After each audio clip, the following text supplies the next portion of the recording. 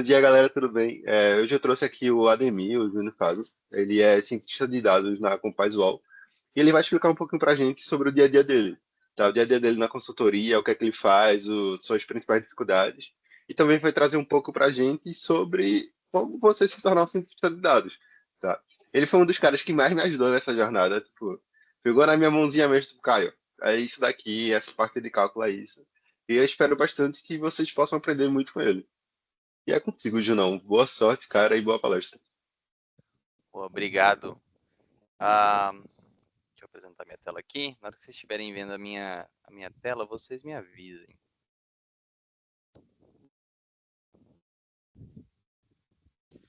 Tamo junto. Boa. Bom, então, o Caio já fez as apresentações aí, mas eu vou me apresentar novamente aí de forma um pouquinho mais detalhada. Eu sou o Ademir, eu sou engenheiro eletricista de formação, formei na Unesp, aqui no estado de São Paulo. Então, como a gente está aqui numa palestra para o pessoal do RDSE, que aí é em Recife, no Pernambuco, então talvez a grande maioria das pessoas não conheçam a Unesp, mas a Unesp é a Universidade Estadual do Estado de São Paulo aqui. E eu também tenho mestrado em Sistemas Inteligentes pela Unesp. Meu mestrado ele basicamente é uma área mais de não engloba só a parte de inteligência artificial, mas como toda a área de sistemas inteligentes como um todo. Então a gente está falando aqui de sistemas fuzz e outras tecnologias aí que não necessariamente utilizam inteligência artificial. E atualmente eu trabalho como cientista de dados na Compass UOL. Eu já estou na Compass há aproximadamente aí 3 anos. Eu venho trabalhando aí com diversos tipos de projetos e a gente vai falar um pouquinho sobre hoje o dia a dia na consultoria, né? Então, como o pessoal é uma consultoria ali, a gente atende grandes clientes do mercado brasileiro e do mercado internacional. E eu também vou falar um pouquinho sobre o caminho ali para você se tornar um cientista de dados de forma gratuita, porque a gente hoje com o advento da internet, tem muita fonte de informação gratuita que a gente consegue aprender desde o zero ali, sem precisar pagar nada, tá? Então, vamos nessa. Eu vou falar um pouquinho aqui que eu vou falar aqui na minha apresentação, tá? Vou falar um pouquinho da minha trajetória, como eu me tornei um cientista de dados, qual a minha história, tal. Talvez isso possa trazer um pouquinho de inspiração para outras pessoas aí também, tá? Depois eu vou falar um pouquinho sobre os projetos que eu já realizei dentro da consultoria e o impacto desses projetos. Depois eu vou falar um pouquinho do dia a dia, trabalhando na consultoria como um todo. E, por fim, eu vou falar como se tornar um cientista de dados aí. Então, eu vou deixar, acho que possivelmente uma das partes mais interessantes da palestra para o final, porque aí depois também vai ter dúvida, vai ter bastante coisa aí que o pessoal pode acabar tendo. Então, eu acho que essa é a parte ali onde vai surgir muitas dúvidas, tá? Então, para quem estiver assistindo, se tiver alguma dúvida, eu prefiro que me possa perguntar e tudo mais durante a palestra, porque aí eu acho que faz sentido no contexto onde a gente está conversando sobre algum determinado assunto, já faça a pergunta, já tira a dúvida ali já, e aí a gente continua. Fechou? Então, a minha trajetória aí, vamos começar com um pouquinho da minha trajetória. Eu fui aluno de escola pública aqui no estado de São Paulo. Eu sou de uma cidadezinha bem pequenininha no interior, chama Urânia. Ela é bem próxima ali da divisa com Mato Grosso do Sul e Minas Gerais, tá? Então é bem próximo ali, é quase coisa de 20 minutos, 30 minutos ali dessa divisa. Então é uma cidade muito no interior do estado de São Paulo. E eu fui aluno de escola pública nessa cidade de interior, tá? Eu sempre fui um bom aluno, mas eu não conhecia nada sobre o mundo, porque principalmente morar numa cidade pequena, muito no interior do estado de São Paulo, não te dá muita visão de mundo, né? A gente está falando de uma cidade pequena aqui que tem menos de 10 mil habitantes, para vocês terem uma noção, tá? Então eu estou falando aqui de uma cidade que tem 9 mil e poucos habitantes, tá? Então não conhecia pouco sobre programação, não entendia o que era programação, enfim, não entendia quase nada. O que a gente sabia de cursos na época que poderiam mudar a vida de uma pessoa aí que vai para a universidade, ou era medicina, ou era direito, ou era engenharia.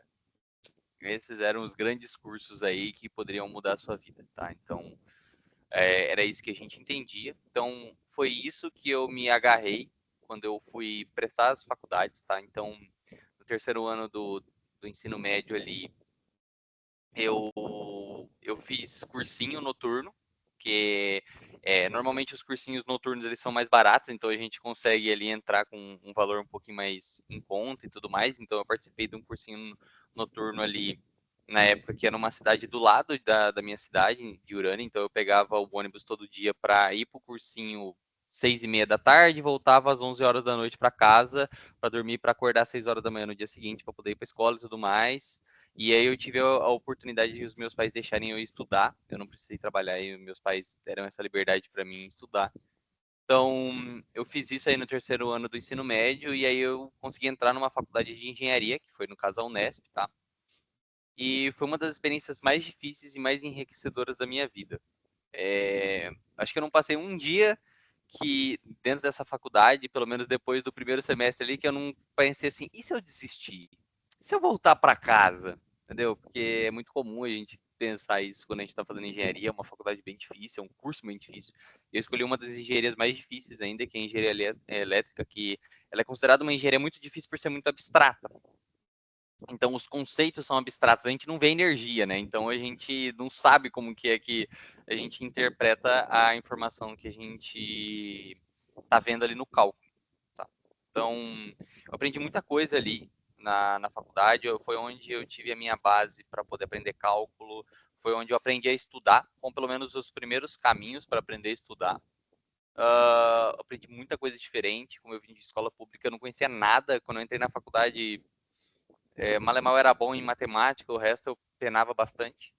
Então, eu tive que estudar bastante para poder acompanhar outras pessoas, as outras pessoas que já, sei lá, vieram de escola particular ou tiveram a oportunidade de fazer cursinhos caros e, enfim, tinha bastante gente na frente ali e acompanhar o pessoal é bem difícil. Mas a gente faz bons amigos ali, os bons amigos ajudam a gente ali a poder estudar. Ah, na faculdade, a gente tem alguns cursos não, alguns grupos de extensão. Né? Um deles é a empresa júnior. A empresa júnior, basicamente, ela tenta simular o dia a dia de uma empresa, só que você não ganha nada para trabalhar dentro da empresa. É tudo basicamente gerenciado e organizado por estudantes para que nós tenhamos uma primeira vivência com o mercado de trabalho sem precisar conseguir um estágio, correr atrás desse tipo de coisa, né? A gente entra na empresa júnior e a gente começa a fazer projetos e tudo mais. E dentro da empresa júnior foi onde eu descobri o que eu queria fazer, porque eu entrei na empresa júnior como assessor de primeiro eu fui trainee, depois eu fui assessor de prospecção ativa na coordenadoria de vendas. Então, eu comecei com a parte de vendas ali. A gente trabalhava muito com os clientes, a gente lidava muito com os clientes, precisava ligar, conversar com o cliente, precisava ali desenrolar um projeto, tentar vender alguma coisa. E muitas vezes a gente fazia um pouco de business intelligence ali também, para poder analisar alguns dados e tudo mais no Excel, coisa simples ali e tudo mais. E foi onde eu passei basicamente 6 meses ali trabalhando como assessor na prospecção ativa, na área de vendas, mas eu queria migrar para a parte de projetos, porque eu gostava mais de fazer projetos. Então, logo no ano seguinte, em 2021, eu me tornei diretor de projetos e eu estive como diretor de projetos durante 2021 inteiro.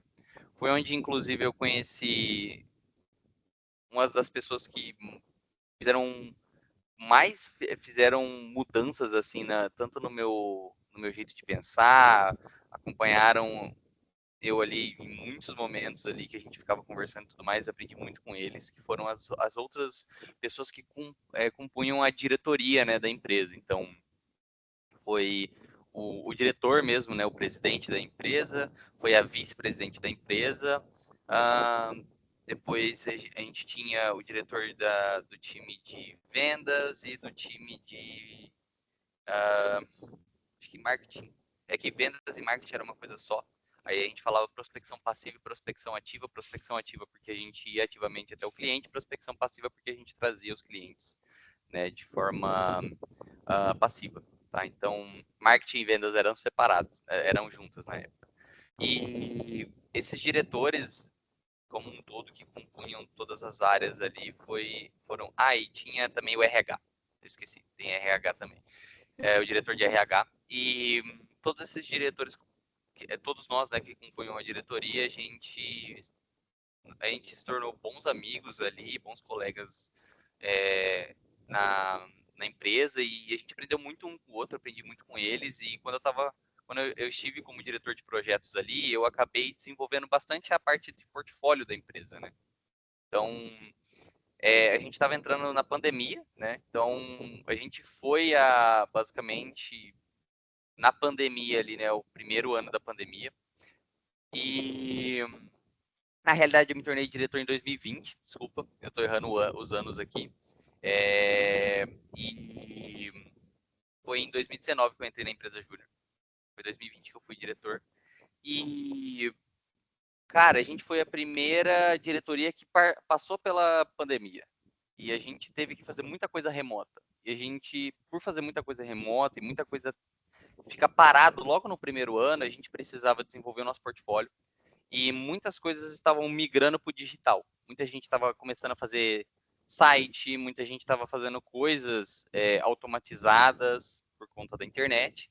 Então, foi onde eu, como diretor de projetos ali, eu tentei trazer uma atualização para o nosso portfólio. A gente trabalhava só com projetos elétricos, então a gente fazia planta elétrica, SPDA, esse tipo de coisa assim. E a gente passou de um dia para o outro a começar a fazer site, e a começar a desenvolver planilhas de Excel automatizada, vender planilha e tudo mais, que fazia alguma coisa. E, cara, eu fiquei responsável ali por treinar toda a empresa ali para poder fazer esses projetos e tudo mais. E foi muito gratificante, cara, aprender todas essas coisas. Foi muito bom mesmo. E 2021, no final de 2020, 2021, eu consegui minha primeira vaga de estágio na área de vendas, mas eu estava como estagiário de Business Intelligence, né, dentro da área de vendas ali na Siemens. Eu vou falar um pouquinho sobre isso, mas eu quero apontar uma coisa muito interessante aqui. Eu consegui essa vaga, acho que o Caio vai até entender o porquê que eu estou contando isso, porque depois vai fazer sentido também para 2022. Em 2020, no comecinho do ano antes da pandemia estourar, eu dei um treinamento de Excel lá na faculdade. A empresa Júnior foi convidada para dar o treinamento ali na semana da engenharia. E eu fiz o treinamento, fui eu que dei o treinamento para o pessoal. E lá, dando treinamento, muitas pessoas. Eu tive contato com muitas outras pessoas na época, né? Por conta do treinamento, que eu estava treinando essas pessoas. E uma dessas pessoas depois conseguiu um estágio na Siemens. E por conta de ter feito o treinamento comigo, ter visto que eu era bom em Excel, sabia fazer bastante coisa ali no Excel e tudo mais, eles precisavam de alguém da área mais de inteligência de negócios ali para trabalhar bastante com Excel e tudo mais. Essa pessoa que conseguiu o estágio, depois foi efetivada e fez o treinamento comigo de Excel, foi a pessoa que me indicou na Siemens para eu poder conseguir meu primeiro estágio. Então, foi muito importante esse treinamento para mim. Eu nunca imaginei que isso ia, né, trazer esse retorno para mim.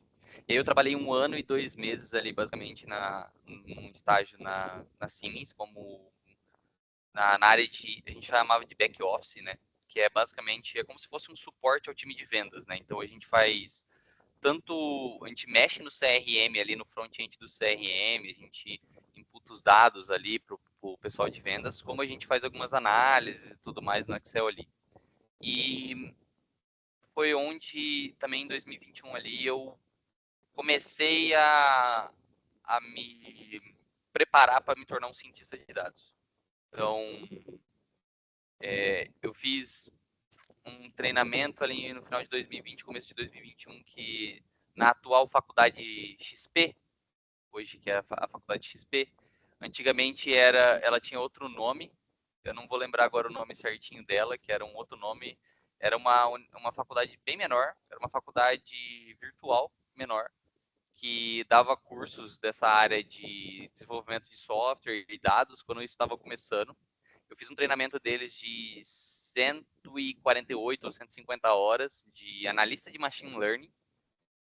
E eu já tinha visto essa área de dados e eu queria aprender mais sobre, então eu fui lá e entrei nesse curso deles. E por conta daquele curso, eu comecei a aprender Python, comecei a aprender outras ferramentas e tudo mais. Já sabia programar por conta da faculdade.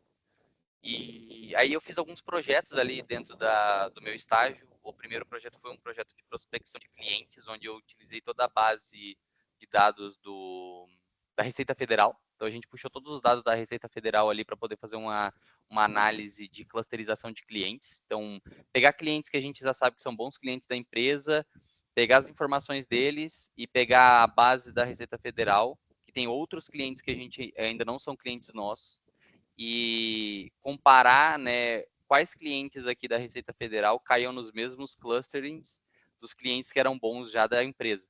E aí a gente foi encontrando outros clientes e a gente ia passando isso para os vendedores, né? Esse foi o meu primeiro projeto aí, que eu acho que foi um projeto ali mais da área de dados mesmo, assim. E eu estava estudando bastante. Aí no final de 2021, eu e o Caio, inclusive, e mais outras duas pessoas participamos da competição da Nestlé, final de 2021, começo de 2022 ali, onde nessa competição da Nestlé eu conheci uma pessoa que eu e essa outra pessoa ficamos responsáveis pelo desenvolvimento do modelo aí nessa competição de dados da Nestlé. E aí a gente desenvolveu um modelo e tudo mais, e a gente foi finalista. Nossa equipe aí, eu, Caio e essas outras duas pessoas fomos finalistas ali na competição. A gente ficou entre os 5 finalistas, eram mais de 20, 30 times, eu não lembro ao certo quanto que era, mais de 50. Nunca chegou esse prêmio, cara. E aí todos os finalistas ganhavam um prêmio, nunca chegou esse prêmio pra gente, mas essa pessoa que eu e ela juntos ficamos responsáveis ali por desenvolver o modelo, ela já trabalhava na Compass Wall e ela viu que eu tinha potencial ali como cientista e a Compass estava contratando todos os níveis de cientista, desde o júnior até o pleno, até o sênior. E só que eles só faziam um anúncio das vagas de pleno e sênior, mas eles estavam contratando júniors também. E aí foi onde ela me indicou para a vaga. Eu fiz a entrevista, fiz um desafio técnico e foi onde eu consegui minha vaga como cientista. E estou aí até hoje, né? Então, basicamente essa foi a minha trajetória aí até eu conseguir. Então, o que eu quis passar, né, dessa trajetória aqui para poder incentivar vocês, né? Faça contatos, converse com pessoas, participe de grupos e se exponha de forma positiva, né? Que é aquela famosa, né? Quem não é visto não é lembrado. Eu acredito que os 2 maiores pulos da minha vida para eu conseguir essas oportunidades foi porque eu conhecia pessoas que viram em mim algum potencial que poderia contribuir ali no momento onde elas estavam, e por conta disso, né, eu consegui as minhas oportunidades, né? Então, para as pessoas que estiverem assistindo isso, querem conseguir uma vaga como analista, como cientista, como engenheiro de dados, ou como uma vaga em qualquer outra área, né? Eu acho que o grande ensinamento que eu tenho ali, pelo menos da minha trajetória até o momento, é que quando você se expõe de forma positiva e você conhece pessoas, faz contatos e participa de grupos, você sempre é alavancado de alguma forma, sabe? Com isso. Ou porque você ganhou conhecimento, ou porque você fez contatos, ou porque novas portas, né, novas oportunidades foram abertas para você, tá? Então, acho que essa é a grande mensagem a ele, né? Bom, depois que eu entrei na Compass, né, quais foram os projetos que eu atuei, tá? Vai fazer quase 3 anos já que eu tô na Compass. São 2 anos e, sei lá, 8 meses, 7 meses já. Não sei ao certo. Mas eu já atuei em 3 projetos ali de forma macro, que foram projetos de pricing, heavy user e riscos integrados, tá, de fraude. Eu não posso falar qual é o cliente, enfim, não posso dar esse tipo de informação aqui, mas falando de uma forma geral, tá, mais aqui. O projeto de pricing, projetos de pricing, né, são projetos onde nós, como cientistas, a gente entra para otimizar os preços de alguma área da empresa. Então, se você vai lá e é uma empresa que vende equipamentos elétricos, por exemplo, ou, não sei, você é uma empresa que é um atacadista muito grande, tipo uma Amazon da vida, né? Nós, como cientistas, a gente desenvolve modelos que conseguem criar uma elasticidade de preço ou uma otimização de preço, onde o preço ele não fica caro demais, né, para não afastar os clientes, mas também ele não fique barato demais, ou a gente ter desconto demais a ponto da gente não conseguir ter um retorno financeiro sobre essa venda. Então, normalmente os projetos de pricing, eles englobam esse tipo de atuação, tá? Basicamente o meu projeto de pricing ali, não vou informar cliente, não vou informar muitos números, mas a estimativa é que ele impacte ali mais de 100 milhões de reais por mês, por exemplo. Então, e essa é a magnitude do valor, por exemplo, que os projetos de ciência de dados podem estar impactando hoje em dia, tá? Então, sempre que você, como um cientista de dados, você entra com a possibilidade de desenvolver projetos, desenvolver modelos que vão impactar pessoas ou próprio valor financeiro, né, retorno financeiro que uma empresa tem, sempre é muito importante que você tenha consciência de que esses impactos são muito grandes e podem fazer muita diferença, tanto para o negativo quanto para o positivo. Então, é sempre bom você ter uma parcimônia na hora de desenvolver modelos, na hora de vender esses modelos e na hora de passar a informação como um todo para outras pessoas, né? Para pessoas não técnicas, tá? Então, vale essa informação aí, tá? E Heavy User, passando para o projeto de Heavy User, principalidade ali. Principalidade ele é um termo que ele é utilizado especialmente na área de cooperativas, mas o nome de forma geral é Heavy User, tá? Basicamente aqui é um projeto de clusterização, mas ele não precisa ser nesse de clusterização com algoritmos, tá? Então a gente às vezes não acaba utilizando o algoritmo de clusterização aqui, a gente acaba utilizando outros algoritmos como uma própria árvore de decisão ou uma regressão mesmo. Mas de forma geral, a ideia aqui é conseguir identificar um grupo de clientes que eles sejam bons. Heavy user é para isso. Tanto que o termo heavy user é usuário pesado, né? Ou se a gente for fazer a tradução literal, é usuário pesado, mas se a gente for fazer uma tradução mais, assim, considerando os termos corretos, seria como se fosse o cliente perfeito, ou o cliente que pode oferecer produto que ele vai comprar, né? A ideia aqui, de forma geral, é identificar clientes que têm um comportamento de consumo dentro da sua empresa, pode ser uma instituição financeira, pode ser um site de compras como uma Magazine Luiza da vida, uma Amazon da vida, uma Americanas da vida. Enfim, pode ser diversos outros tipos de situações, mas a ideia é identificar grupos de clientes que utilizam bastante do seu produto. E a partir do momento que eles utilizam bastante do seu produto e saber quais são esses clientes, a gente pegar esse tipo de comportamento e perfil deles e transladar para outros clientes. Então, clientes que a gente talvez não saiba que são bons clientes, mas eles têm o perfil de um bom cliente. Talvez a gente oferecer um produto para eles, oferecer uma promoção para eles, ou oferecer qualquer outro tipo de incentivo, faça com que esses clientes utilizem do seu produto como um todo. Então, se for uma promoção, ele vai fazer uma compra. Se for um produto financeiro, ele vai contratar o produto financeiro. Enfim, tem outras dessas informações, tá? O projeto que eu fiz de principalidade e heavy user ali, não dando muitas informações também, mas ele impacta em torno ali de, pelo menos quando a gente começou a trabalhar, a base era de mais de 1 milhão de clientes, tá? Então, a gente tem que fazer uma análise de mais de 1 milhão de clientes para poder entender o comportamento desses caras para poder conseguir fazer um modelo, tá? Então,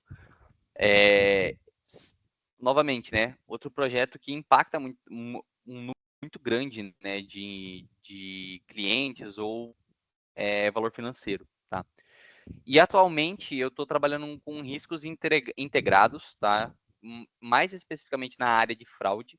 Riscos integrados, eles englobam risco de crédito, cobrança, outros produtos financeiros e fraude e lavagem de dinheiro. Eu estou especificamente na área de fraude, tá? Então eu desenvolvo modelos para fazer identificação de fraude.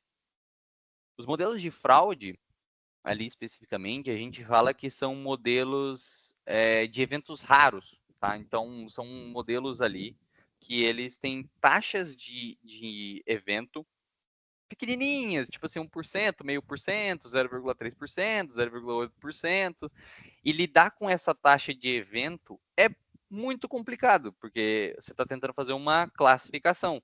Qual cliente é fraudulento, qual cliente não é fraudulento. E, cara, as técnicas de data science aqui, elas são levadas ao limite, tá? Eu gosto de pensar que se você trabalhou com a parte de riscos integrados ali, fraude, você consegue lidar com a grande maioria dos problemas ali de clássicos, né? Vamos falar assim, da parte de ciência de dados, tá? Porque onde a ciência de dados é levada ao limite aqui, onde a gente tem que pensar formas mirabolantes de fazer engenharia de dados para poder criar novas variáveis que são mais preditivas do que a informação básica que a gente tem. A gente leva ao limite no sentido de a quantidade de informação que é processada por minuto, segundo, mês. Então, é muita informação.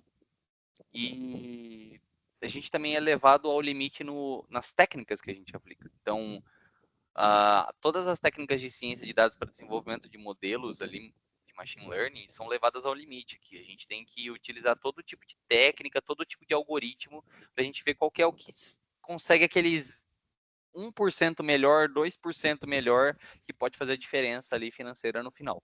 Tá? Então, é uma área bem difícil de se lidar.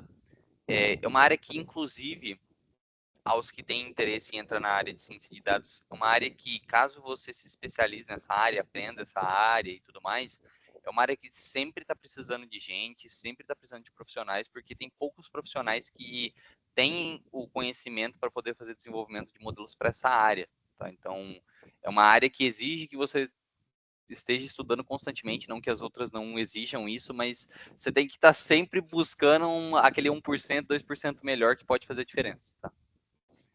Aqui eu já tenho 2 modelos desenvolvidos aqui nessa área de fraude.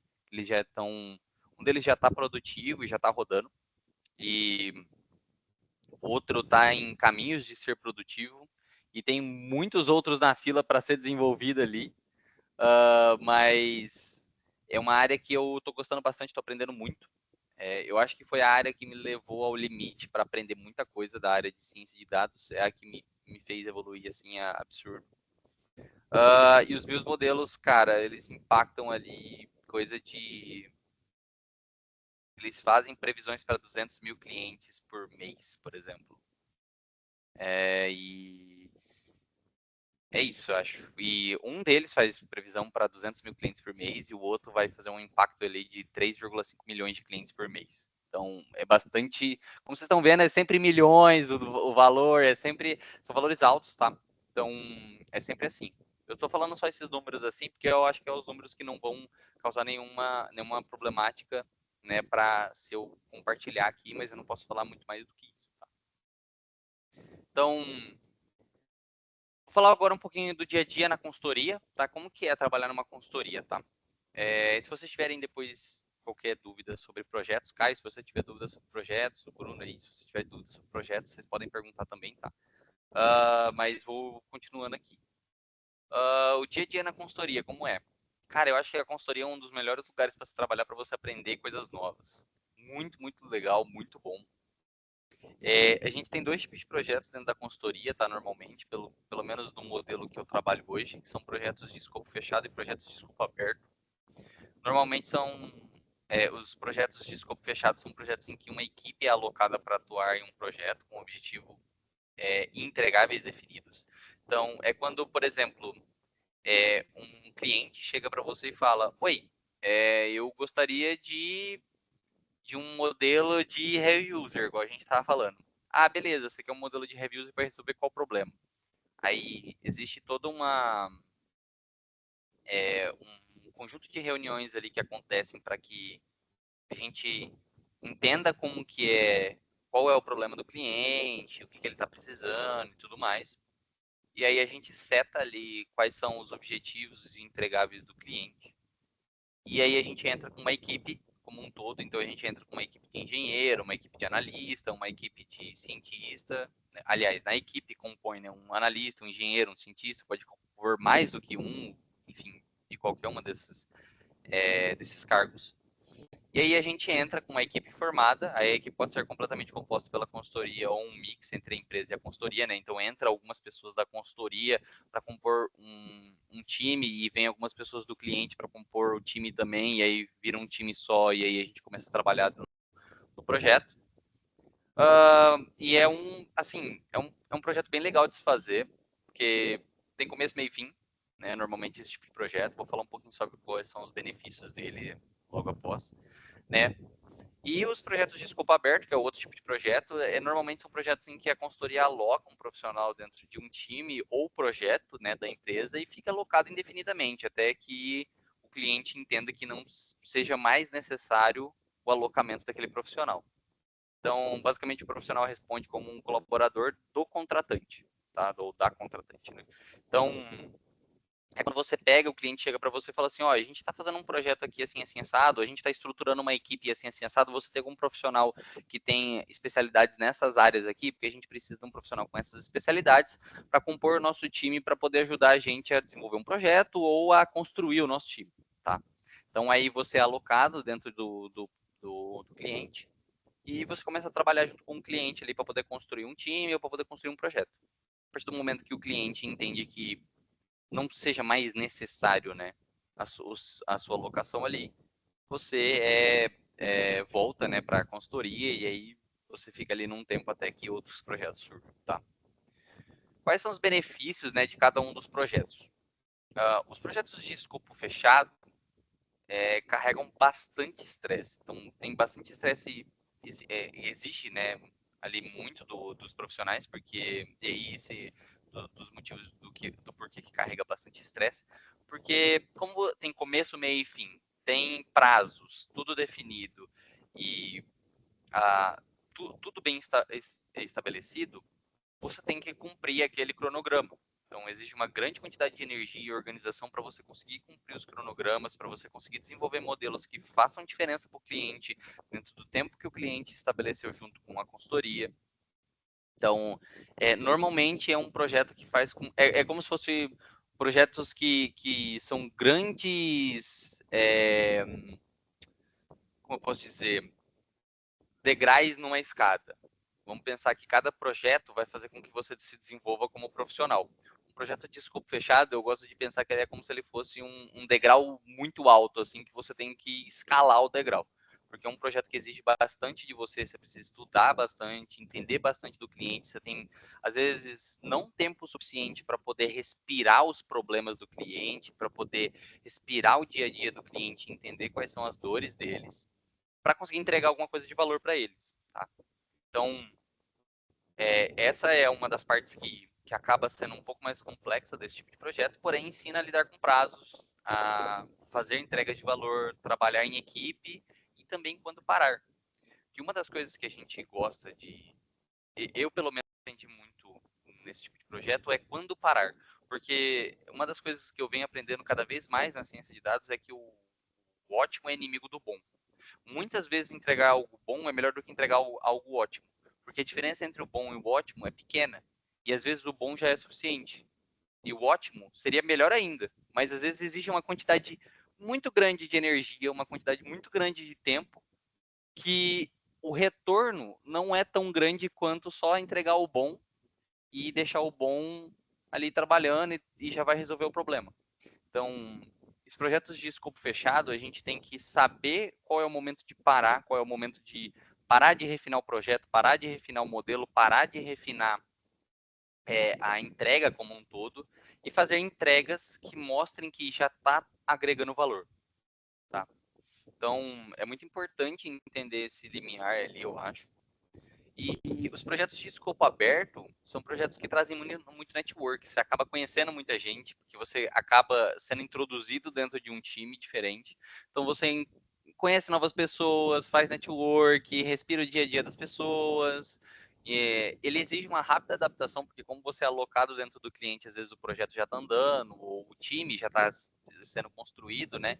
E os problemas já estão lá pipocando, então exige uma rápida adaptação e aprender sobre o dia a dia do negócio, mas você conhece toda uma nova área, né, de atuação, todo um novo conjunto de problemas que você não tinha noção que eles existiam, mas quando você é inserido dentro de um projeto de escopo aberto, você entende quais são as necessidades do cliente, esse conjunto de necessidades, né, que surgem ali por conta de alguma situação, e você começa a agregar muita informação, muita forma de resolver problemas que são aplicáveis para aquela situação específica, mas como você está dentro de uma consultoria e você vai atuando em vários projetos, você vai aprendendo como transladar certas informações que você aprendeu num projeto para outro projeto. Então você vai fazendo essa transferência de informação e essa transferência de aprendizados de um projeto para o outro, que é muito legal.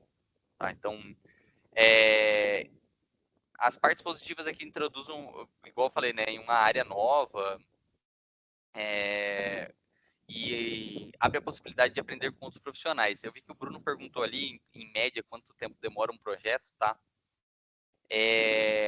Bruno, cara, é o seguinte, pelo menos na minha experiência, tá?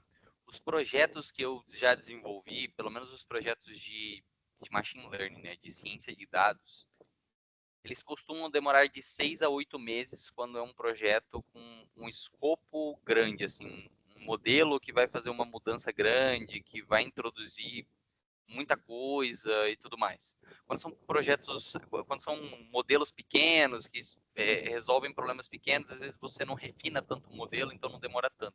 Mas em média é de 6 a 8 meses, tá? Por quê?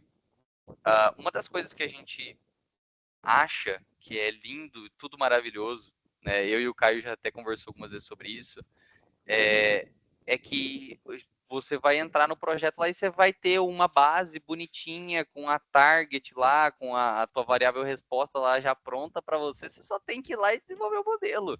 Cara, isso só funciona dentro do Kaggle, né? Que aí é uma plataforma que depois eu vou falar para vocês, só funciona dentro do Kaggle. Na hora que você entra para poder fazer um modelo, desenvolver um modelo do zero e entender o problema do cliente, não tem variável resposta. Você não sabe qual que é a variável resposta. Você tem que desenvolver a variável resposta junto com o cliente do zero. Não tem base de dados pronta para você poder fazer o modelo. Você tem que fazer a tua base de dados do zero, pegando informações cruas e fazendo transformações para poder fazer as variáveis.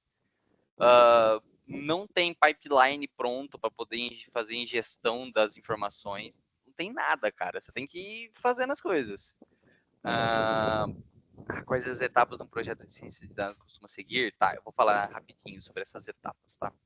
Então, tem todas essas problemáticas aí que eu tô comentando aqui, de tipo, não ter a variável resposta, não ter as variáveis que vão fazer a predição da variável resposta, não ter pipeline pronto, não ter nada, que você tem que depois botar isso em produção, tá?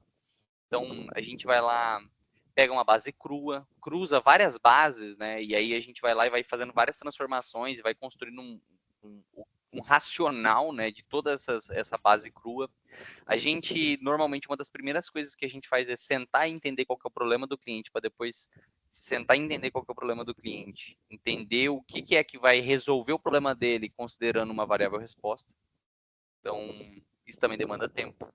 Mas já estou entrando até como que é dividido, né? Eu vou explicar de forma geral como é dividido, tá? Primeira parte, compreensão do problema. É muito importante você sentar com o cliente. A primeira coisa que você vai fazer é qual que é a tua dor e o que você quer resolver. Eu vou dar um exemplo aqui. Vamos pegar a Amazon da vida. Os nossos clientes estão comprando só produto que tem muitas avaliações. certo? Então, tipo assim, vai lá, um produto faz sucesso, tem muita avaliação e todos os clientes compram aquele produto. Só que a gente tem muitos outros produtos dentro da nossa base de produtos, só que as pessoas não compram. Como que eu vou resolver? Eu quero resolver isso, eu quero conseguir fazer algum jeito de, né, implementar ali um modelo que resolva esse problema. Como você define as perguntas de negócio para o cliente? A gente vai chegar lá. O cliente vai lá e chega para você e fala isso, por exemplo. Aí você fala, ok, beleza. Então, o que, que ele quer resolver?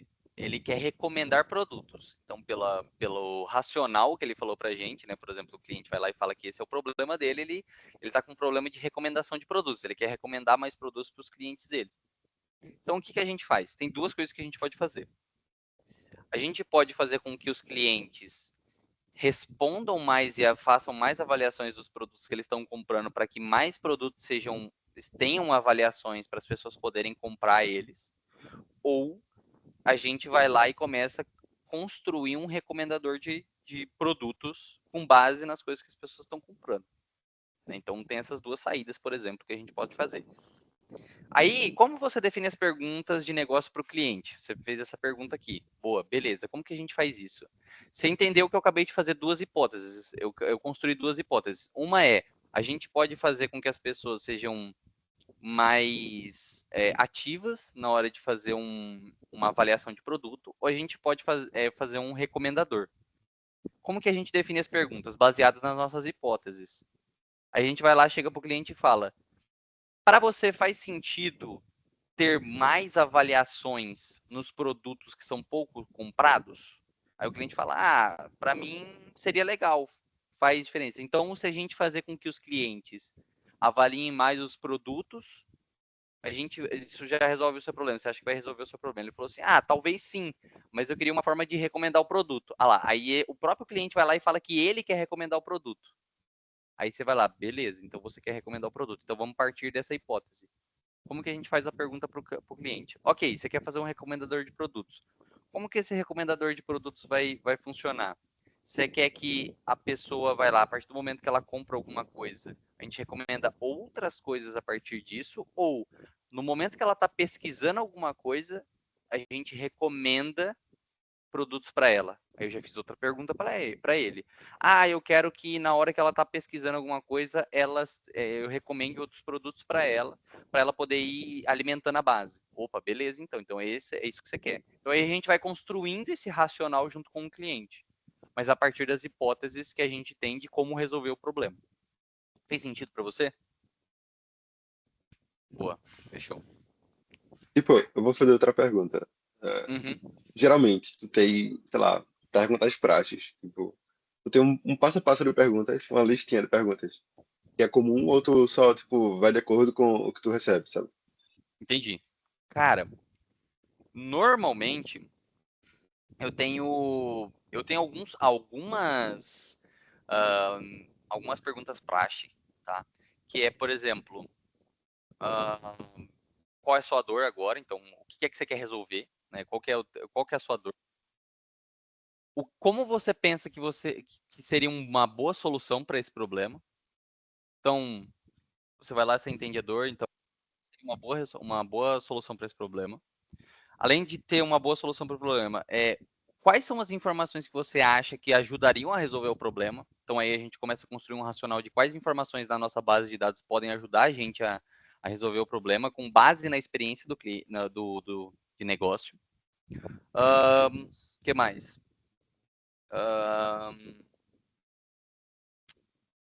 Sempre é bom saber se já existe alguma solução que não é boa o suficiente que já está rodando. Então, já existe alguma solução hoje que vocês estão tentando utilizar para resolver o problema, mas não está resolvendo o problema o suficiente? Isso é uma outra pergunta, porque aí você vai entender se eles já implementaram algum tipo de mecanismo que resolve o problema deles, mas não está dando tanto resultado, tá? Então aí isso é normalmente o que a gente usa como o basal para o nosso modelo. É muito importante a gente ter um basal para o modelo, tá, gente? A não ser que a gente não tenha nem nada, a gente está construindo as coisas do zero e qualquer coisa é boa, sempre é bom partir de um basal. Então, quando você vai numa nova área, perguntar qual que é as soluções básicas que o negócio já está usando para poder resolver os problemas deles. Porque você vai entender, por exemplo, o que é um bom modelo, o que é um bom retorno, o que é uma boa métrica para eles.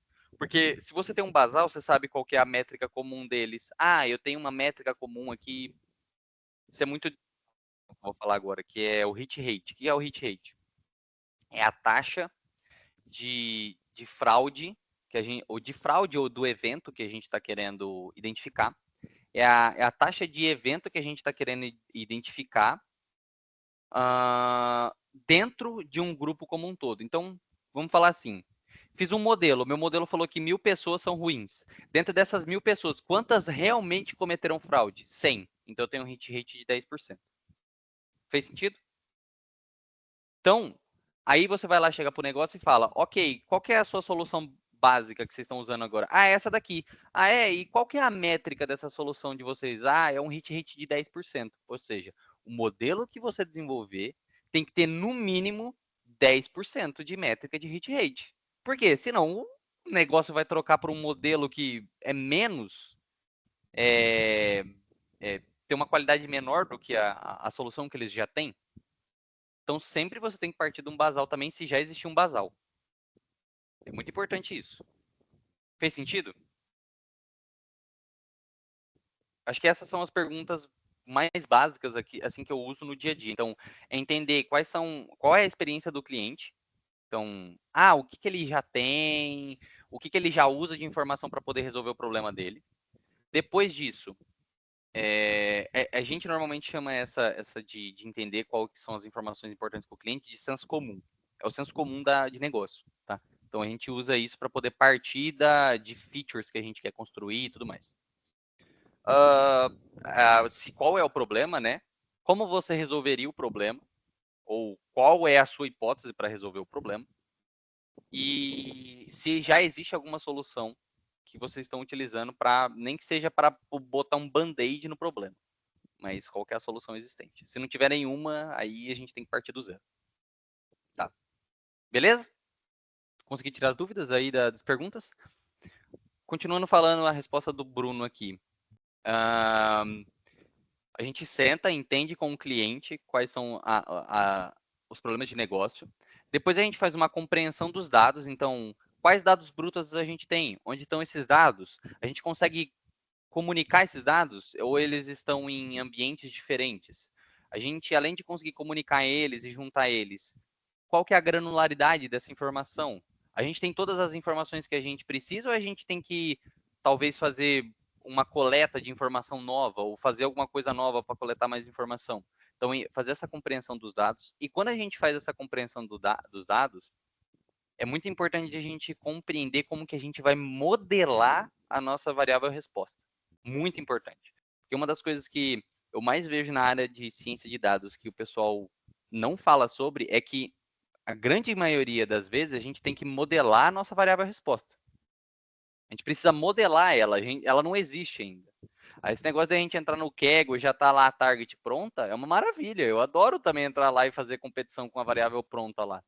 Mas a gente precisa modelar a nossa variável resposta, entender o que é que o 0 ou 1, se a gente for fazer uma classificação. Ou qual é o valor, se a gente for fazer uma regressão, que se a gente prever aquilo lá, vai resolver o problema do cliente. Entendeu? Então a gente tem que sempre levar em conta isso. Depois que a gente resolve esses dois problemas, né, a gente faz a parte de entendimento de negócio e entendimento dos dados, a gente parte para uma parte de modelagem. Então a gente faz feature engineering, a gente faz, além do feature engineering, a gente faz a modelagem com modelos de machine learning mesmo. Então a gente faz esse processo de modelagem aqui. Às vezes o modelo não vai ficar bom, e aí a gente tem que ficar fazendo um infinito, adiciona mais informação, modela a informação, melhorou, não melhorou, volta. Então fica nesse eterno fluxo de entendimento de negócio, entendimento dos dados, modelagem. Aí quando a gente está em modelagem, é modelagem dos dados, né? Compreensão dos dados, né? Ali é um infinito CRISP-DM, é perfeito. CRISP-DM é uma ótima forma de a gente poder desenvolver modelos de machine learning. Fazer qualquer produto de machine learning, né? Então, modelagem dos dados, entender os dados ali, treinar modelo, valida, volta, até que você chega num ponto onde, igual eu falei aqui, que é quando parar.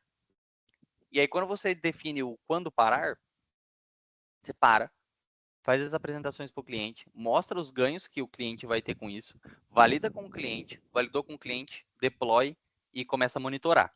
Sempre tem que fazer monitoramento de modelo, tá, gente? Não deixa modelo sem monitoramento. Botou o modelo em produção, vai lá, cria também uma forma ali de você conseguir monitorar o modelo, tá?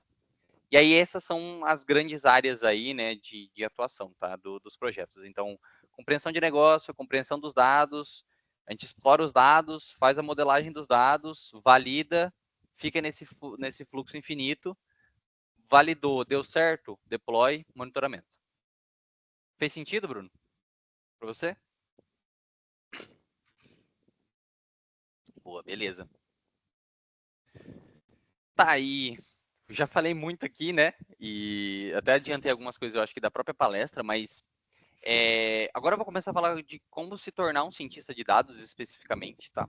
Então, a gente falou aqui sobre as coisas que um cientista de dados faz no dia a dia. Quais são as etapas de um projeto? Quais são as perguntas que a gente faz para o cliente? Mas quais são as informações que você precisa ter, o conhecimento que você precisa ter para você conseguir fazer todo esse processo de forma ótima? Eu gosto de uma frase muito famosa num livro que é o Data Science for Scratch, que é um livro bem famoso aí da área, que o autor fala que a ciência de dados, um cientista de dados, ele sabe mais estatística do que um programador e sabe mais programação do que um estatístico. É muito legal essa frase, porque é bem isso. A gente sabe mais programação do que um estatístico, normalmente, ou do que um matemático, mas ainda menos do que um desenvolvedor. E a gente sabe mais matemática e estatística do que por exemplo, um desenvolvedor front-end precisa saber para poder fazer o nosso trabalho, tá? E sempre unido a domínio da área de conhecimento, né? Que a gente estiver atuando. Então, se a gente estiver atuando com vendas, ter um conhecimento de vendas. Se a gente estiver atuando em CRM, saber sobre CRM, pricing, saber sobre pricing. Todas essas grandes áreas que eu falo para você, CRM, pricing, fraude e riscos integrados. Tem NLP também agora que o pessoal acaba, visão computacional e NLP, o pessoal está entrando muito pesado nesse tipo de projeto também. Enfim, todas essas grandes áreas, elas têm problemas similares, tá? Então, esses problemas similares é meio que, se você for de uma empresa para outra, a outra empresa vai ter os mesmos problemas que a empresa anterior, se você mudar de empresa, se você estiver na mesma área, né? Então, esse domínio do conhecimento é importante para você resolver os problemas de forma ótima. O Bruno fez uma pergunta aqui, essa questão de vendas pode depender também da área de negócio que a pessoa quer atuar. Por exemplo, tem atuação de data science na área da saúde ou então segurança pública. Isso, perfeito, perfeito, isso mesmo. É que normalmente eu tive bastante, eu atuei muito no mundo corporativo. Eu não atuei tanto, por exemplo, em saúde, segurança pública, mais a parte mais governamental, eu nunca atuei nessas áreas. Mas essas áreas também têm os problemas específicos delas. Igual, por exemplo, eu vou contar uma história aqui que eu sei de um outro cientista que ele já atuou na área sobre a área da saúde, tá? Ele construiu um modelo de machine learning para calcular a probabilidade de uma pessoa dentro de uma rede de clínicas de saúde não ir na consulta. Por quê? Uma consulta médica, por exemplo. Por quê? Se a pessoa tinha uma alta probabilidade de não ir na consulta, eles abriam 2 horários no mesmo horário. Por quê? Eles abriam um horário para a pessoa que já tinha marcado, mas ela está com uma alta probabilidade de não ir na consulta, mas podia marcar uma outra pessoa. Por quê? Vamos dizer qual que é o grande risco aqui. As 2 pessoas aparecendo no dia. Esse é o grande risco. Mas isso é manejável dentro da clínica de saúde. Você pede para o médico, fala para ele fazer uma consulta um pouquinho menor, ver se ele consegue dar uma aceleradinha na consulta para poder atender as 2 pessoas dentro de um horário só. Ou se não, ele dá mais atenção para um e menos atenção para outro, resolve tal, não sei o quê, ou dá uma atrasadinha, sabe? Esse tipo de coisa assim. Mas por que ele fez esse projeto? Porque estava tendo muita desistência e estava tendo muita vacância nas agendas dos médicos. Então, o que eles precisavam fazer? Todas as clínicas deixavam meio que horários vagos ao longo do dia, que eles não podiam trancar, porque por causa desse problema. Então, o que eles fizeram? Eles fizeram esse modelo de machine learning, implementaram em algumas clínicas da rede de clínicas e falaram assim, agora vamos fechar a agenda de fora a fora. E o risco é aparecer 2 pessoas no mesmo horário, mas aí a gente dá um jeito. E aí foi instruído, ele fez o modelo, aplicou em algumas clínicas. Cara, o retorno financeiro das clínicas explodiu. Foi lá em cima. Os caras pararam com vacância, resolveram o problema de agenda e seguiram bala. Cara, o projeto do cara fez tão sucesso e foi o primeiro projeto de machine learning dentro dessa rede de clínicas de saúde que eles foram lá e falaram, eu quero em todas as clínicas da minha rede, cara, esse modelo, todas. Aí os caras tiveram que contratar engenheiro, contratar analista para poder subir coisa em produção, fazer o pipeline, fazer o negócio, lidar com a quantidade de dados gigantesca que tinha, porque fez muito sucesso o produto. E é um case que eu conheço da área de saúde, entendeu? Fez sentido, Bruno, essa ideia que eu dei? Esse, por exemplo, é um projeto, é uma ideia de problema que existe dentro da área da saúde. Mas tem outras áreas, tipo assim, a área de vendas, a área de fraude, a área de CRM, que é muito mais corporativa essas áreas, tá? E que precisa de problemas também. Por exemplo, outra área também que é um nicho. É, por exemplo, petroleiras. Por exemplo, a Petrobras, ela tem cientista de dados lá dentro, que resolvem o próprio problema dos caras lá, que é problema de petroleira. Eu não faço a menor ideia de quais são os problemas das petroleiras. Eu imagino que é muito mais voltado à visão computacional e esse tipo de produto. Mas os caras têm cientista de dados lá, cara. O mercado financeiro tem cientista de dados, que é os cientistas quantitativos, né, os analistas quantitativos, né, que os caras colocam lá. Enfim, várias ideias aí, tá? Mas, enfim, o cientista ele tem que ter essas 3 grandes áreas de conhecimento, que é a matemática e estatística. O mercado financeiro é bem forte, sim, é bem forte. A ciência da computação e o domínio do conhecimento. Normalmente, o cientista de dados está no meio dos 3.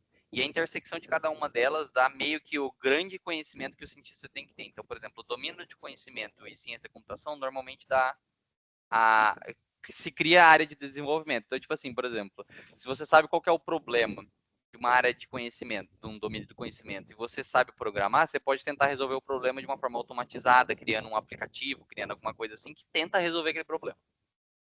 Matemática e estatística, junto com a ciência da computação, é onde nasceu o machine learning, que é o aprendizado de máquina. Tá?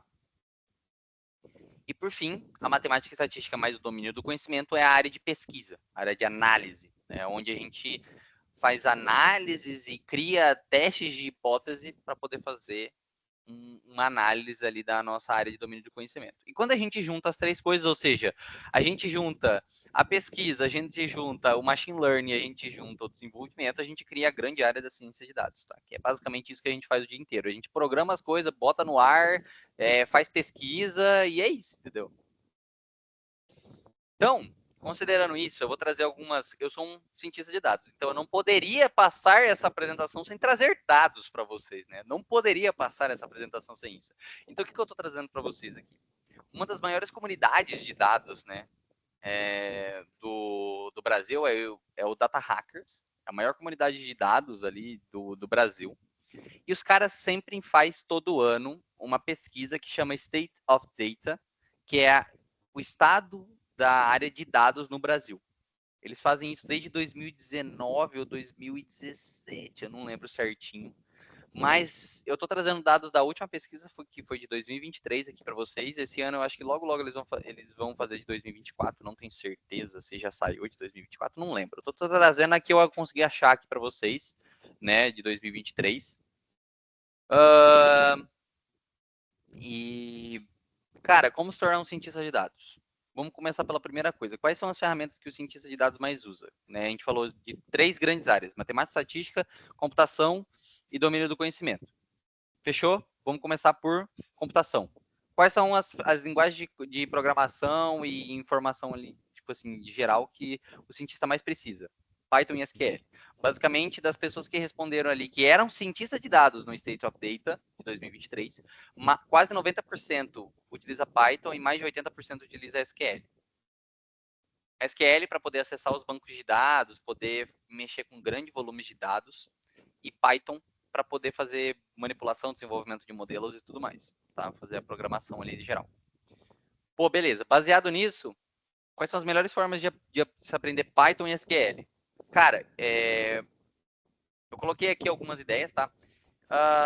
O Pense Python, segunda edição, é um livro aberto. Eu gosto muito de livros, tá? Então vocês vão perceber que eu tô trazendo muito livro aqui. Eu gosto de bastante estudar por livro, porque normalmente quando você estuda por livro, tem uma chance maior de você aprender muito mais coisa. Eu acho que curso por vídeo, por mais que eles são muito bons, porque eles são elusivos, né? No caso de, tipo assim, conseguir trazer ali as coisas muito mais visuais, eu acredito que livros, eles trazem muito mais informação agregada, porque hoje, por conta de cada vez mais a gente está aumentando a velocidade da informação, a velocidade da entrega de conteúdo, os cursos estão cada vez ficando assim, ó, mais pequenininho, mais pequenininho, mais pequenininho, mais pequenininho. Então, tá chegando num ponto onde está faltando informação nos cursos para você se tornar um profissional mais completo, tá?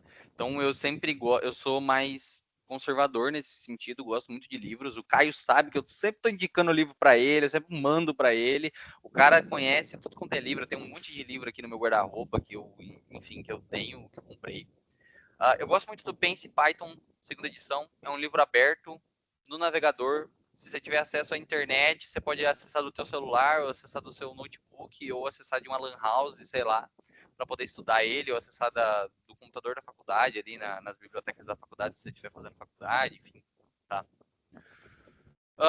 Python Fluente é outro livro aberto na internet. Todos esses recursos que eu estou falando para vocês aqui, tá? Para quem assistir essa palestra aqui, eu vou liberar depois para o Caio coloca fixado ali nos comentários, ali depois que isso sair no YouTube, a gravação, ou para as pessoas lá no grupo do RDS. Eu já estou terminando de montar um repositório no GitHub com todos esses links de todos os caminhos aqui que eu vou comentar para vocês aqui, para vocês só entrar lá no GitHub, pegar o link, acessar e começar a estudar, tá? Então, eu já vou deixar isso organizadinho para vocês aqui, eu só vou ir comentando, tá? Mas depois eu disponibilizo esses links para vocês não ficarem sem o link. E falei sobre 2 livros de Python para você aprender Python puro. Então, ali nesse Python puro, eles também vão te ensinar um pouquinho de programação, de desenvolvimento, de todas essas coisas assim. E Python for Data Analysis, que eu esqueci o nome do autor, mas é um livro sensacional, aberto na internet, vai te ensinar as principais bibliotecas que a gente usa hoje para poder fazer desenvolvimento em ciência de dados, Pandas, NumPy, Matplotlib, Seaborn, até bibliotecas de visualização mais complexas e tudo mais, são todos esses nomes que eu estou falando são bibliotecas, tá, que a gente utiliza para poder fazer desenvolvimento. E esse Python for Data Analysis é um livro em inglês, então até vou fazer um adendo.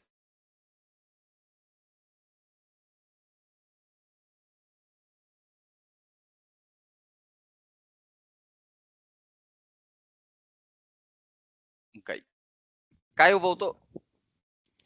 Voltei, tá me ouvindo? Até onde, Voltou, eu pensei que fosse aqui. Voltou. até onde vocês escutaram, desculpa? Tu terminou em Python por Data Analysis. Isso, boa. Esse livro aqui, ele é em inglês. E aqui eu vou fazer um adendo. Eu já fiz esse adendo para o Caio. Eu faço adendo para todas as pessoas que assistirem essa palestra. E eu vou fazer o adendo conforme eu vou falando sobre as fontes, né, ali. Mas aprendam inglês. Eu acho que inglês talvez seja a ferramenta mais importante para vocês conseguirem conseguir conhecimento na vida de vocês, porque basicamente inglês é a linguagem da internet. Quando você quer jogar alguma coisa para o mundo inteiro poder ler, entender e fazer sucesso, é em inglês.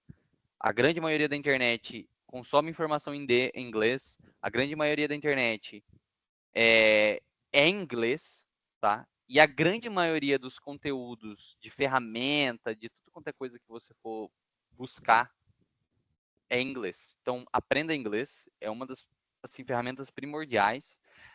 E sempre que eu falo de aprender inglês, eu não falo para aprender inglês para conversar. Porque, às vezes, aprender inglês para conversar é difícil, porque você precisa arrumar alguém que consegue conversar com você. Tem hoje ali as IAs que conversam com a gente em inglês, né? Tipo assim, se você baixar o GPT aí no teu celular, você começa a conversar com ele em inglês. Mas eu acho que o principal é aprenda a ler em inglês e aprenda a escrever em inglês. Se você aprender essas duas coisas, você já se vira perfeitamente bem, tá? E esse Python for Data Analysis é um livro aberto na internet, porém, contudo, entretanto, todavia, você pode traduzir ele com o navegador. Vai lá, clica o botãozinho direito, traduzir esta página, ele traduz para você e você consegue tranquilamente continuar lendo o livro ali, você não vai perder quase nada, tá? E você pode usar o GPT ali para poder traduzir o livro também e tudo mais. Esses 3 livros, eu acho que, na minha opinião, se você ler um dos dois, Pense Python ou Python Fluent, depois ler o Python for Data Analysis, vocês já estão uma ótima posição para poder fazer qualquer projeto de ciência de dados, tá? Aqui eu não estou indicando nenhum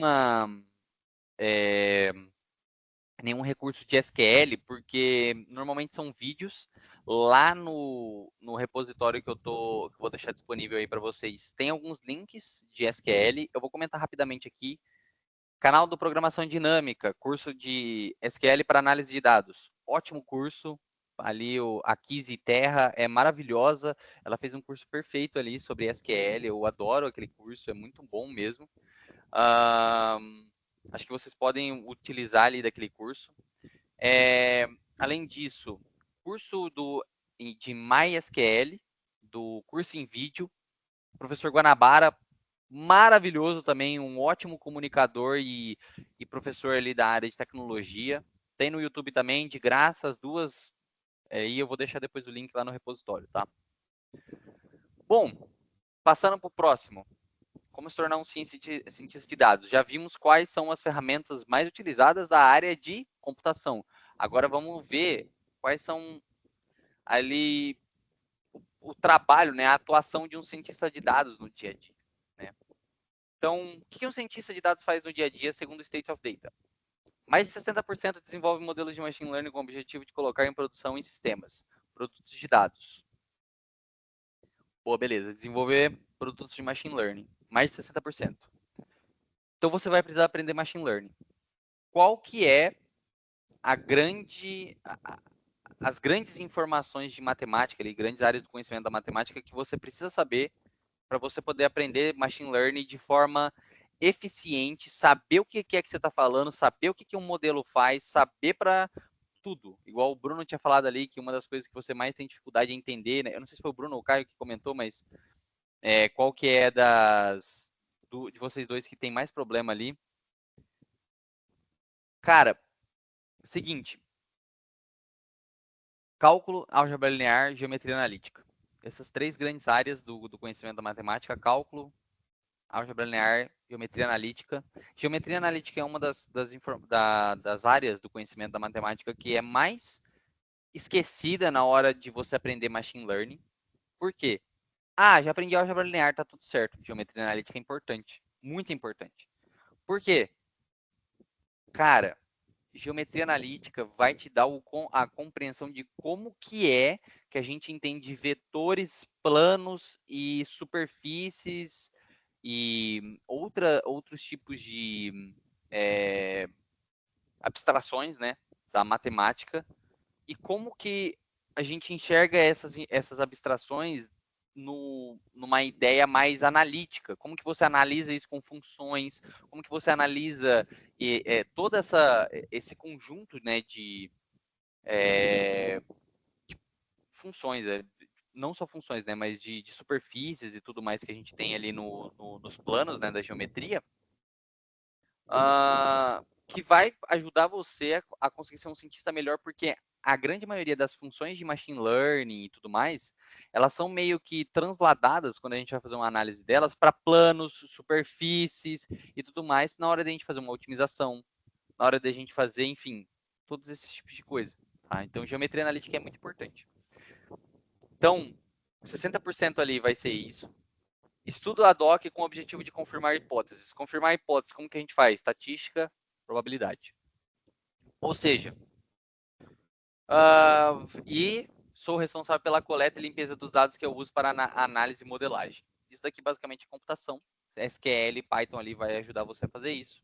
E analisar essa informação também vai exigir estatística e machine learning e probabilidade.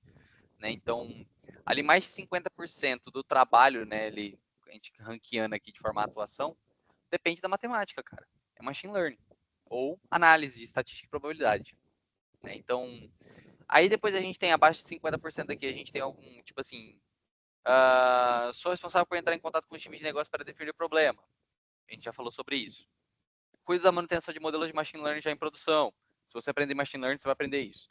Sou responsável por colocar modelos em produção. Isso é Python e é computação. Tá? E depois tem um BI aqui, um ZTL, treino e aplico LLM. LLM, isso aqui esquece. Por enquanto, eu acho que para iniciantes, esquece, não aprendam LLM de começo, porque está no auge e tudo mais. Isso aqui é só uma rede neural muito grande, numa arquitetura diferente, que faz basicamente álgebra linear, tá? LLM é literalmente álgebra linear. Enfim, tem algumas outras coisas aqui. Locais para vocês aprenderem matemática e estatística. Em PTBR, Khan Academy, tem tudo, tá? Vou deixar o link lá. Khan Academy é perfeito, maravilhoso, os caras são incríveis, incríveis. Não tenho como dizer o quão bons os caras são. Khan Academy. E é tudo curso em vídeo. Canal O Matemático, do Griggs. Tem curso de cálculo, tem curso de estatística, tem curso de geometria analítica e tem curso de álgebra linear, matemático. O cara é perfeito, o cara é lindo, maravilhoso e tem exercício resolvido também. Vocês vão aprender tudo lá. Melhores recursos para se aprender matemática e estatística em inglês. Linear Algebra Done Right, que é um livro maravilhoso em inglês, tá? E Think Stats em Introductory Statistics, que são 2 livros que são abertos, vou deixar os links lá também, tá? São todos ótimos conjuntos de informação ali para vocês aprenderem. E qual que é as técnicas, né, que os cientistas utilizam no dia a dia, segundo o State of Data? Modelos de regressão, linear, regressão logística e GLMs. Vocês vão aprender fazendo machine learning, tá? Utilizo redes neurais ou modelos baseados em árvores para criar modelos de classificação. Classificação, machine learning também. Clusterização, machine learning também. Utilizo métodos estatísticos clássicos, testes de hipóteses e tudo mais. Estatística. Se você estudar estatística, você vai aprender a fazer isso. Realizo previsões através de modelos de séries temporais. Cara, tem um livro ótimo sobre séries temporais, mas eu acho que isso dificilmente vocês vão trabalhar tanto com séries temporais quanto, por exemplo, fazer uma regressão. É quase 2 vezes mais importante você aprender a fazer uma regressão do que aprender a fazer uma série temporal, tá? Pelos dados, basicamente, tá? E depois tem aqui, ó, utilizo técnica de NLP, né, de Natural Language Processing, que aí dá 30% mais ou menos. E depois, ó, utilizo modelo de Machine Learning para detecção de fraude. Isso é classificação. Utilizo métodos estatísticos bayesianos para análise de dados. Estatística bayesiana é muito difícil, não recomendo agora de começo, mas é importante, está crescendo bastante. Em algum momento vocês vão lidar com ela, mas isso aqui é estatística. Detecção de churn, machine learning. Basicamente é um modelo de classificação. E aí tem algumas outras coisas aqui. Melhores lugares para você aprender machine learning e IA. Aprendizado de máquina, Rafael Ibzik, professor da UFSCar. Ele liberou um livro que vocês podem comprar esse livro, mas esse livro é aberto, completamente PTBR, de um professor sensacional da UFSCar. Recomendo o livro, muito bom. Machine Learning em inglês, Introduction to Statistical Learning. Tem o livro e tem o curso online no YouTube e em outras plataformas também, como Coursera e enfim. Esse livro aqui já tem em Python, ele é perfeito esse livro aqui. Esse livro aqui é a bíblia do Machine Learning para qualquer pessoa que está começando, só que ele é em inglês. Recomendo aí as pessoas que forem tentar ler o livro do Ibzik primeiro e depois ir acompanhando também com esse Introduction to Statistical Learning. Tem o curso online que tem no YouTube que você pode traduzir ali. E Approaching Almost Any Machine Learning Problem, que é de um Kaggle Master, Grandmaster na real, que é perfeito esse livro. Ele é aberto também, tá na internet aí. Só eu vou deixar o link para vocês. Vocês vão aprender tudo, como é fazer uma modelagem do zero até resolvendo os melhores problemas. Ele é um Kaggle Grandmaster, então ele é um dos caras que mais desenvolve modelos que resolvem problemas ali, né, com base no próprio Kaggle.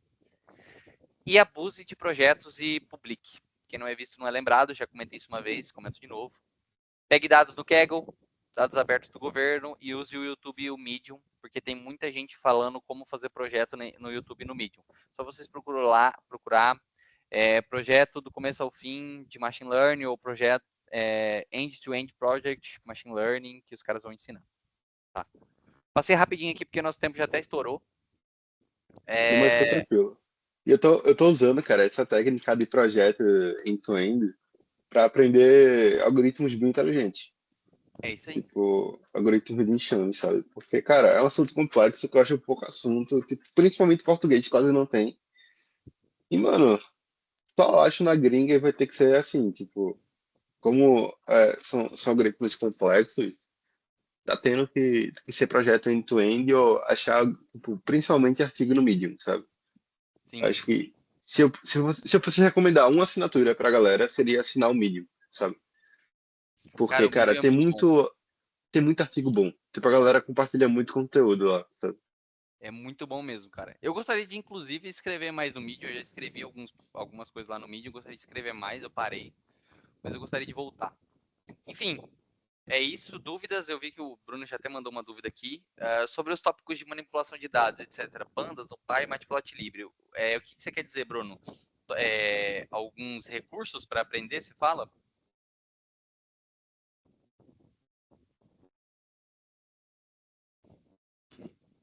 Isso. Ah, tá. Você vai aprender esses tópicos nesse livro aqui, ó, Python for Data Analysis, tá? Esse livro aqui, cara, não tem livro que eu possa recomendar melhor do que esse aqui. Não tem. E você vai aprender tudo isso daí, Pandas, NumPy, Matplotlib aqui. E com projetos, tá? Ele tem projetos no livro e fazendo muito projeto, cara. E, obviamente, né? Pega a documentação dessas 3 bibliotecas, que a documentação é aberta, gratuita e está no navegador, então você pode traduzir ela para o PTBR e ler, cara. Não tem como ser melhor do que o próprio material de recurso ali, cara. É esses materiais que eu recomendo para você. Normalmente a técnica que eu utilizei para poder aprender essas ferramentas foi definir um projeto que eu quero resolver, ou algum dado que eu quero analisar, e tenta resolver o problema ou fazer o projeto com pandas, NumPy e Matplotlib, com as 3 documentações das 3 bibliotecas abertas e algumas referências. E aqui, ó, Stack Overflow, hoje tem o ChatGPT, né? A gente acaba perguntando muito pro ChatGPT, mas quando eu aprendi não tinha o ChatGPT, era só Stack Overflow. Então, Stack Overflow e muito teste e leitura das documentações das bibliotecas ali, cara. Passava 2 dias pesquisando um erro que não funcionava. É isso, cara. Teve vez de eu tentar plotar um gráfico, eu não sabia como que plota aquele gráfico, mas nem na bala. Eu ficava 2 dias pra plotar um gráfico, cara. Nossa, você tá maluco, cara. Cara, Acontece. antigamente era doideira. E uma coisa que eu gosto de fazer, Bruno, também hoje em dia, tipo, se eu não tenho inspiração para criar um projeto do zero, eu costumo usar muito o ChatGPT, tipo, como se ele fosse um cliente. Eu passo uma prompt lá, eu escrevo, ó, quero fazer um projeto de machine learning voltado para a área X. Pretendo fazer esse projeto, sei lá, de recomendação de carteira financeira, sabe? E eu peço para ele me indicar, tipo, o que eu devo fazer. Tipo, me indique perguntas para tal projeto, me indique tipo, um estilo de base de dados que eu devo usar. Haja como se você fosse o cliente, então me faça observações. Sabe? Isso me ajuda muito também a criar um projeto personalizado, para fugir um pouco do senso comum que a gente vê, sabe? Cara, tem um artigo no Medium. Eu tô tentando achar ele, mas eu não vou conseguir achar fácil aqui. Depois, se eu achar ele, eu coloco lá também no repositório. Mas tem um artigo no Medium que são mais de 200 projetos de ciência de dados para você fazer e aprender a fazer. É só você ir lá, pegar, ver a descrição do projeto, ver onde estão os dados e começar. Tem mais de 200 lá, cara. É projeto pra caramba. Massa. Acho que o que eu me encontro hoje é, tipo, eu aprendo a tecnologia, sei para o que ela serve, sendo que na hora que eu vou tentar fazer um projeto só, ou então ter alguma inspiração para um projeto, aí eu não consigo aplicar, sabe? É como se eu, tipo, pronto, desaprendi tudo. Não sei nem dar um print Hello World mais. Cara, Aí, acontece muito, principalmente quando você não usa, viu? Você só vai lá, lê como faz e não usa. É foda. eu acho que a qualidade também, assim, acho que depende também da qualidade do curso que você está vendo, né? Porque, por exemplo, se pegar aquele curso que é só aquele negócio puro ali, não faz nenhum projeto, aí eu já fico também sem ideia de, tipo, como é que eu posso aplicar isso em alguma coisa, sabe? Sim, sim. Eu tô vendo Bruno, só aquele código ali e aquela solução pequena e acabou. com o decorrer do tempo, cara, pra ver que os cursos, eles são mais do mesmo. Tipo, hoje em dia, acho que o Júnior fala muito de livro, porque, querendo ou não, a maioria dos cursos, eles têm o conhecimento do mesmo livro, sabe? O que a grande chave de mudança para o cara, tipo, na minha opinião, para um cara vir a se tornar realmente, de fato, um cientista de dados é prática, sabe?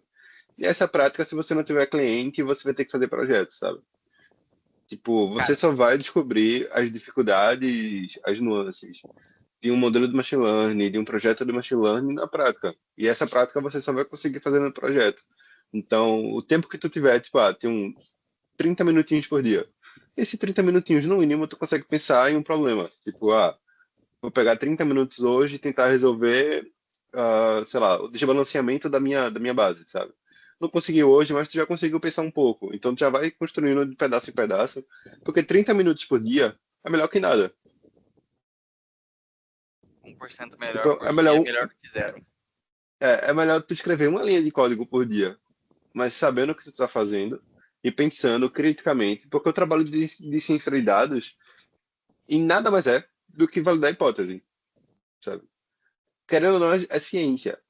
A base é ciência. Então, nós somos validadores de hipóteses, sabe? Rende mais, lucra mais a hipótese que mais for assertiva. A gente começou como validadores de hipóteses, mas hoje a gente também constrói soluções de problemas com machine learning. Também, também.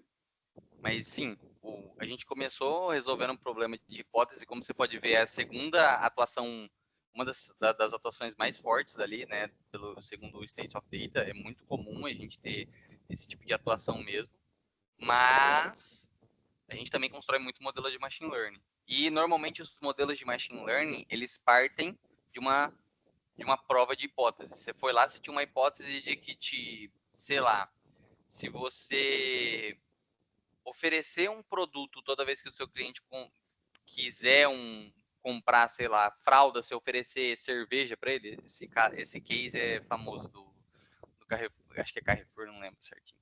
Enfim, toda vez que alguém for lá no Carrefour comprar fralda, se oferecer cerveja para ela, você percebe que ele vai lá e quer comprar, ele tá dando certo, né, de oferecer cerveja para quem vai comprar fralda, você vai lá e faz um modelo para prever, sei lá, quantas fraldas você precisa comprar aliás, quantos cervejas você precisa comprar para poder suprir a quantidade de gente que vem comprar fralda ali na tua empresa. Então, você validou uma hipótese, aí você voltou 2 passos para trás e está prevendo ali alguma coisa para poder dar uma ajuda maior ainda na validação da sua hipótese, entendeu? Enfim, é isso.